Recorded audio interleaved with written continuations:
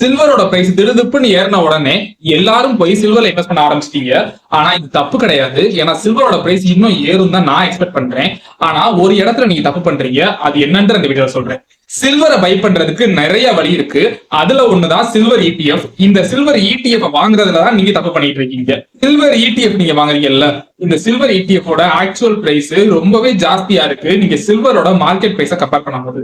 இது ஏன் இப்படி நடக்குதுன்னா, திடீர்னு ஹை டிமாண்ட் இந்த சில்வர் ETF வரும்போது இதோட பிரைஸ் ஹைக் ஆகுது.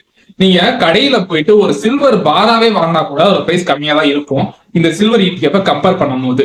சோ இதுக்கப்புறம் நீங்க ஒரு சில்வர் ETF வாங்க போறீங்கன்னா அதோட பிரைஸ் மார்க்கெட் பிரைஸோட மேட்சா இருக்கான்னு பாருங்க.